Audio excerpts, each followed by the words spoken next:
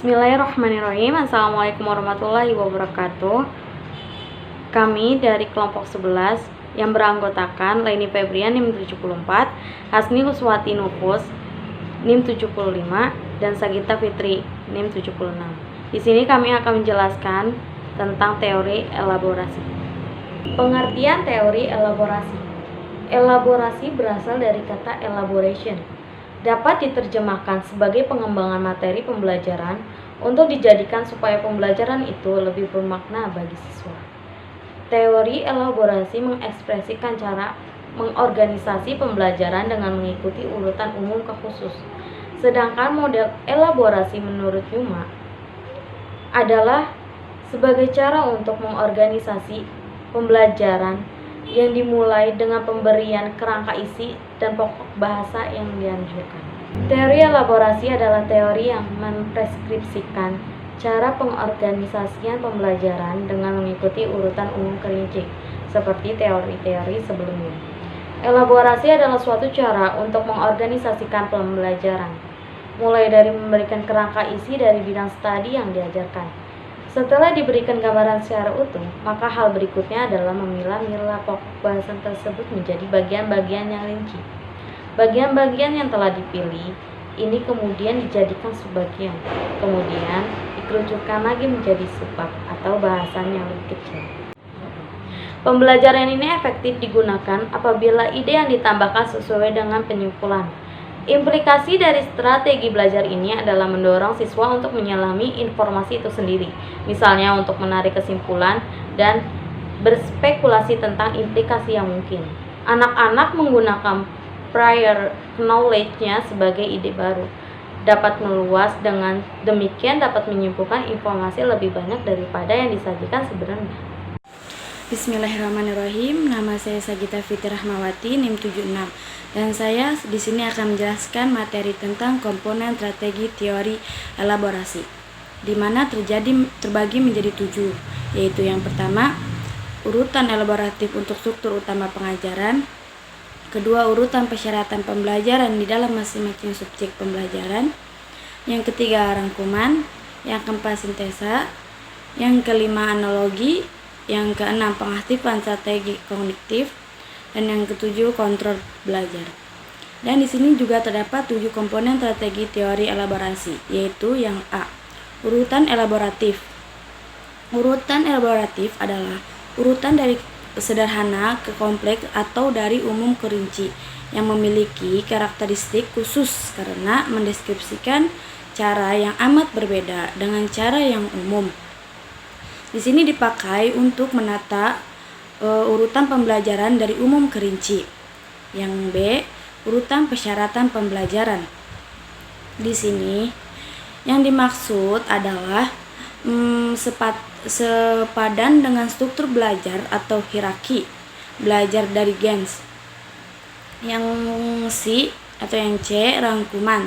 Di sini juga disajikan guna untuk menambah repetisi yang dapat berupa pernyataan singkat tentang isi ajaran yang telah disajikan atau berupa contoh-contoh yang mudah diingat. Yang D, sintesis. Di sini sintesis itu merupakan strategi untuk dapat menunjukkan interrelasi di antara bagian-bagian pengetahuan yang diajarkan strategi.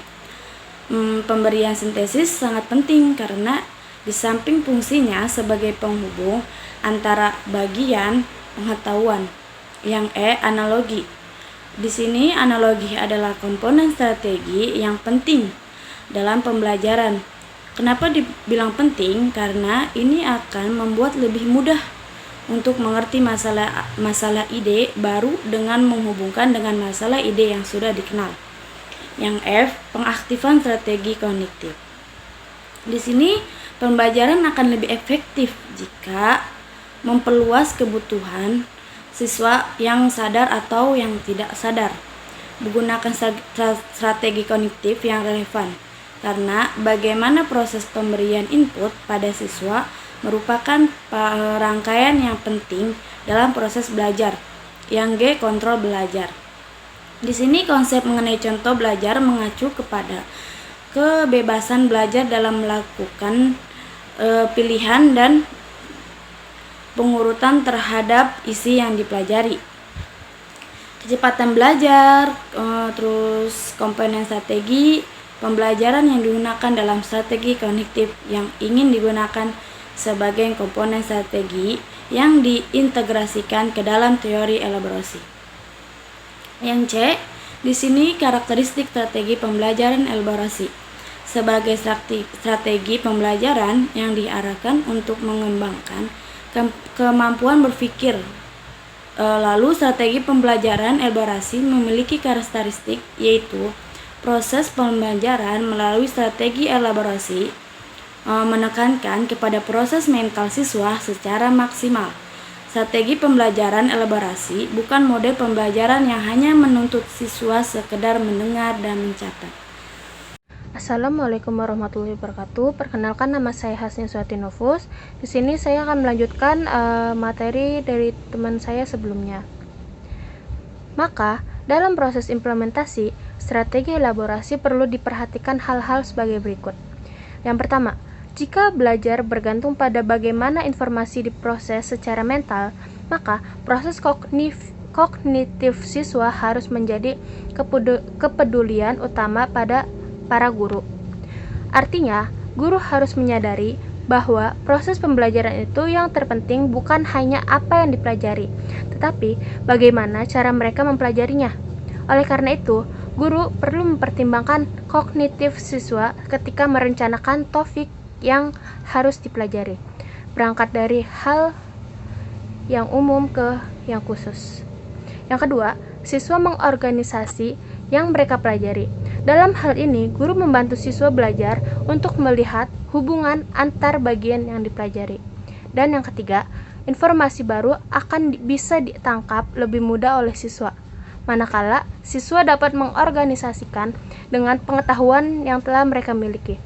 Dengan demikian, guru dapat membantu siswa belajar dengan memperlihatkan bagaimana gagasan baru berhubungan dengan pengetahuan yang telah mereka miliki. Lalu, materi selanjutnya yaitu D, prinsip-prinsip dalam pembelajaran elaborasi. Pembelajaran yang dirancang berdasarkan teori elaborasi dijalankan dengan 7 prinsip, yaitu 1. Menyajikan kerangka isi pada fase atau pertemuan pertama. Yang kedua, bagian-bagian yang tercakup dalam kerangka isi hendaknya dielaborasi secara bertahap. Yang ketiga, bagian yang terpenting hendaknya dielaborasi terlebih dahulu. Yang keempat, kedalaman dan keluasan elaborasi hendaknya dilakukan secara optimal. Yang kelima, pen sintesis hendaknya diberikan setelah setiap kali melakukan elaborasi. Yang keenam, jenis pen sintesis hendaknya disesuaikan dengan tipe isi mata pelajaran. Dan yang ketujuh, rangkuman hendaknya diberikan sebelum setiap kali menyajikan pen sintesis.